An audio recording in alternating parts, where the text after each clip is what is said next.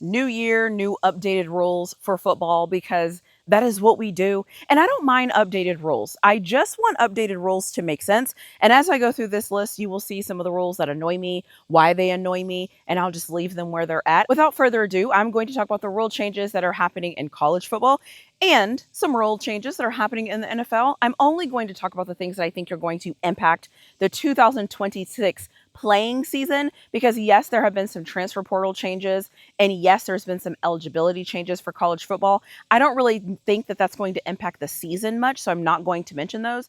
Having said that, though, I do think the 5-5, if it stands, is going to be interesting because that should do away with red shirts because you shouldn't need a red shirt anymore. You now have full 5 years of eligibility. So if that happens and the red shirts go away, I don't know what that really means for football. Maybe that means we're going to be able to see a lot more talent in college football more often. Maybe even the players that aren't ready will get to see them because they will get to work through not being ready. I don't really know how that's going to show up in college football, but it's definitely a rule change that might matter. So I wanted to mention it here. The other rule change is going to be offensive pass interference now is going to be a 10-yard penalty in college football instead of a 15-yard penalty in college football.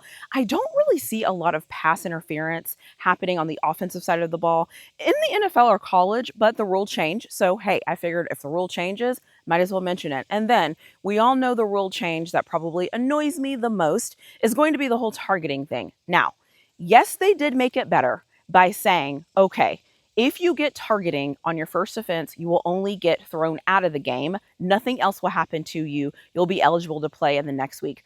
The reason why I don't like the new rule, though, is because now the targeting penalties follow you. So let's say you do one in 1 week and you have the suspension, you leave a game. Then you do another in another week. That's going to be your second of the season. And so they're going to continue to follow you throughout the season. I don't particularly love that, but that is just what they've decided to do. So now there's the first offense, second offense. It just gets progressively worse as the offenses go on. But hey, they did fix the first initial thing, so I guess that is okay. The other thing I found in the fine print is you were actually eligible to challenge the targeting rule call. So I don't know what that's going to mean. I don't know who's in charge of determining if it's going to stay targeting or not going to stay targeting. I did find it interesting, though, that you could challenge the call. So if you can challenge the call, I'm fascinated to see how that is going to work. However, it's a rule change, so I need to talk about it here.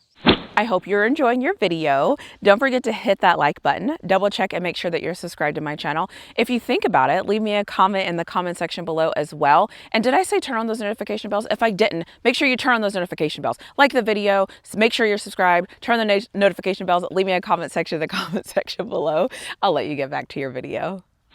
They're still cracking down on the fake injuries. I have, whatever. I already made a video about the fake injury thing, so I'll let it go. So they're still doing that crackdown. And then the other thing I think is another thing that's going to be interesting, because to me, it's going to be one of those calls that when it happens, we'll just see how it goes, is this fake simulating the snap counts. The defensive line and the defense really making the offensive lineman jump in college football. They have added more to that rule. They're making more of an emphasis on that rule. All that tells me is probably coaches are complaining that that's happening more than we think it is. I don't know if that rule is actually a real change or if they're just going to make more of an effort to call it this year because they mentioned it, because it's on the website, because they're talking about it. I wanted to bring it to the attention of more people because, again, something to pay attention to. It might not matter. It might just be business as usual. But if we notice there's an uptick in the simulation of the defense trying to simulate the offense, and they call that more often than we've seen it in the past, I wanted to make sure that I mention it here because, again, some of these rules don't mean anything until they mean something.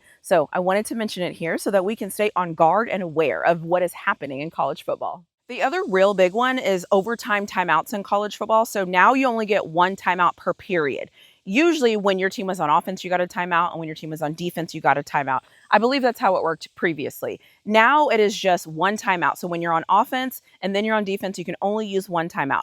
That should be helpful, you would think. I don't really understand why that rule was made. I don't know if people complained and they're like, "Hey, we need this new rule." It seems a little weird to me, but it is what it is, so I just wanted to call it out here. And then the other thing is too with the college football playoffs, the way that they have that structured is the 4 teams that win their conferences from the Power 4 schools are going to be ranked 1 through 4. So if what happened last year happens this year, so let's say Duke happens to win the ACC, they are automatically going to be in the playoffs.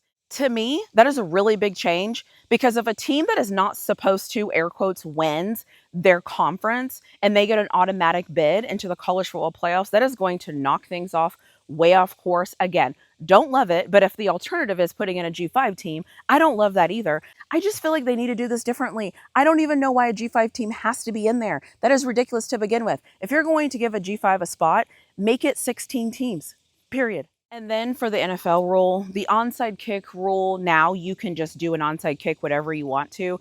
They changed it last year to where I think it was only like inside 2 minutes. Now you can do it whenever you want to. I don't even know why they changed that. Sometimes I feel like they toy with the things that we don't want them to toy with, but whatever. They just do whatever they want to do anyway. So, okay, whatever.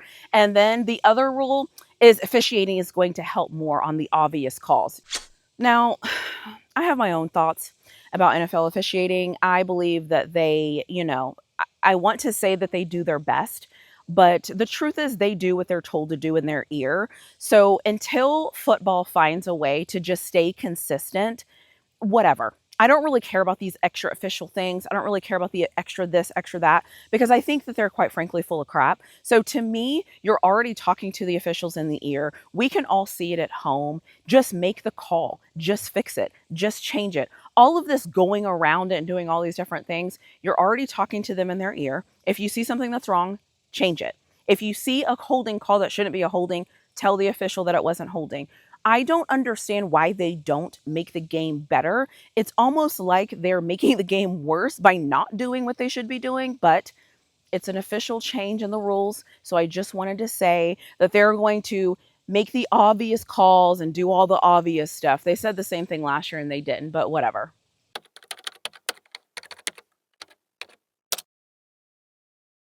The last thing I want to say here, because it's actually pretty annoying and frustrating after I've been watching the World Cup, is why is there not a chip in the football like there is for, there's a B. The other thing I find really annoying about the NFL, and it didn't happen until I started watching the World Cup, and maybe we should do this in college football as well. Why is there not a chip in the football? How come in the NFL, the amount of money they make, why are there not chips in those footballs where we can get the spots correct? How come soccer has it all figured out? How come the World Cup has it all figured out and the NFL can't figure out spotting?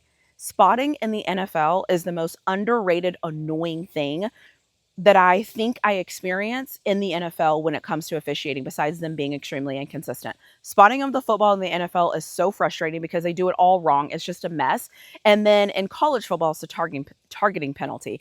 Anyways, you're not here to listen to me complain about all of these different things. I just wanted to tell you some of the rules that I believe will be the most impactful as the season goes on for college football and for the NFL. The other thing that I did not mention here that I know is a new rule is a transfer portal window for college football. The transfer portal thing is a whole different debacle. They can fix this so easily if they impact and fix the college football schedule.